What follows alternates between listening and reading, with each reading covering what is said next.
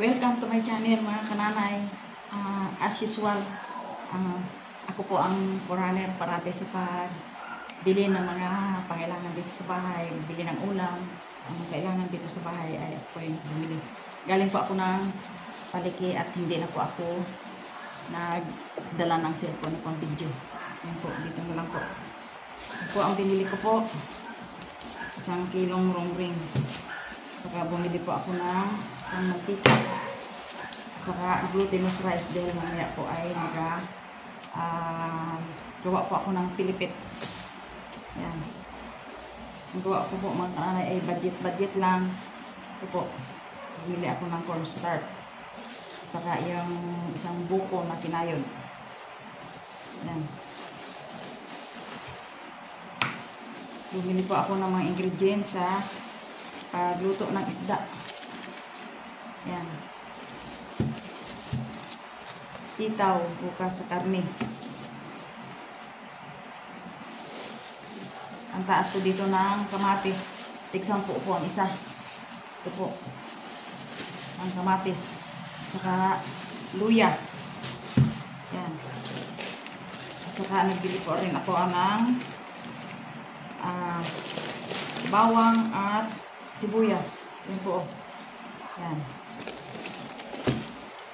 Bili po ako ng sayote na panglagay sa karne. Budget na po ito mga kananay. At saka okra. Yan.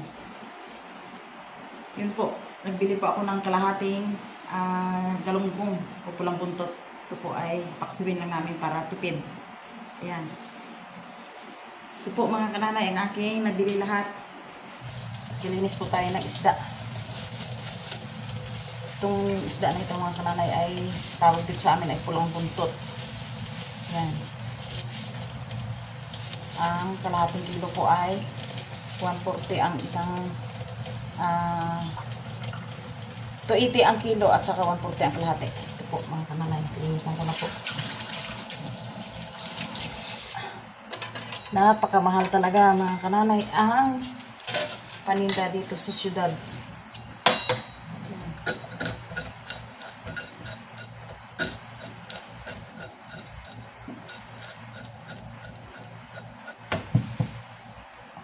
Kaya kung wala po tayong budget, wala tayong anak buhay dito sa syudad, ay gutom ang tiyan.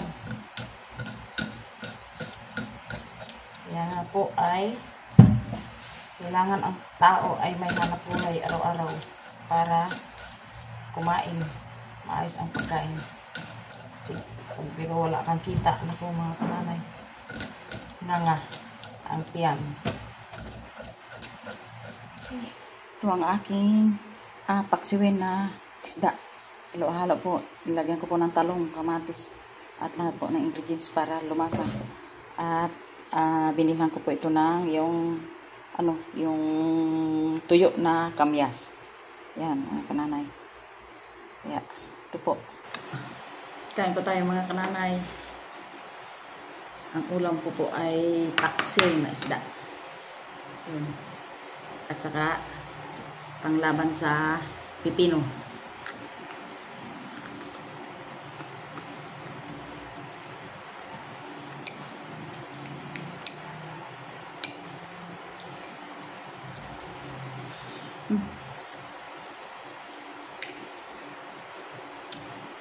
Ingat.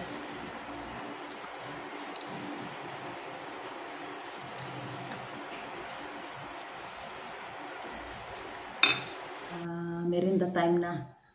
Ngayon hapon na. Kanina po ay bumili po ako ng glutinous rice dahil ang bala ko po ay gagawa po ako ng pilipit na ito ay may halong buko. Ito po ang aming ginagawa parati ni Jen nung doon pa ako sa Bulalakaw. Kaya gawin ko po ito dito. Kaunti lang po ang gagawin ko dahil kaunti lang po kami dito. Ilang tao lang. Yan.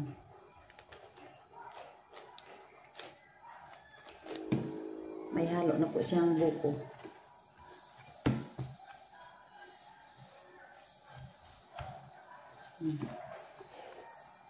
start ko na po siyang ihulmang pilipit.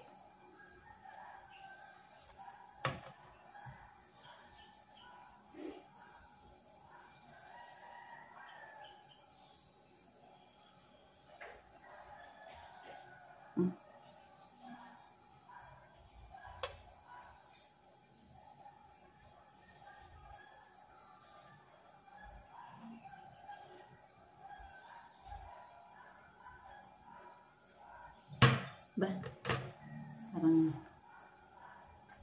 kulang nata sa ano.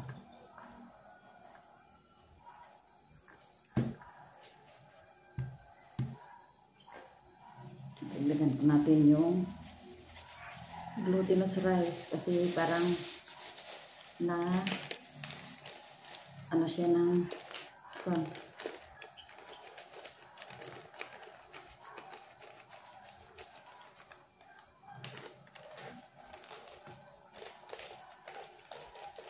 ayan po mga kanana yung aking nagawang pilipit. Yun. Ay, ilang piraso lang po mga kananay. Yan. Tama-tama sa aming merinda. Kasi ilan kami dito sa bahay. Yan na po ang aking pilipit na niluluto. Yan. Lutong pilipit. Yun. Ito yan po.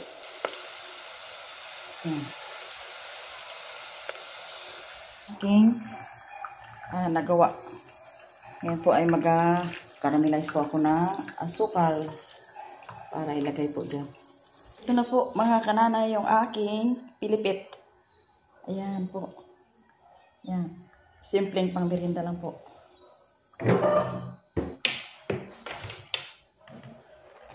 Ito po mga kananay. Luto na po yung aking ginawang pilipit.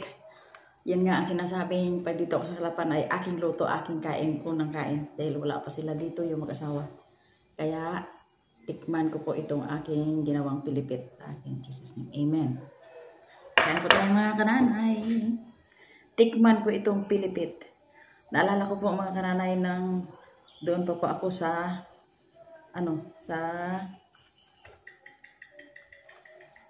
Bulalakaw. Yan.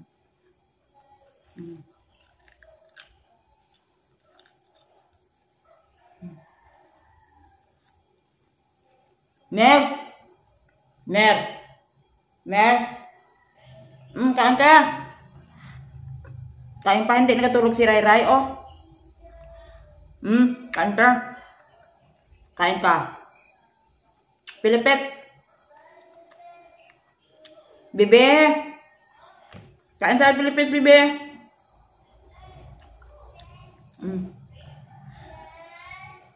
Bebe.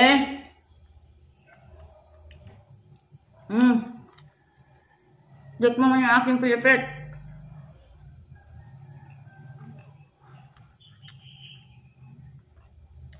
Punta ka dito, be, oh.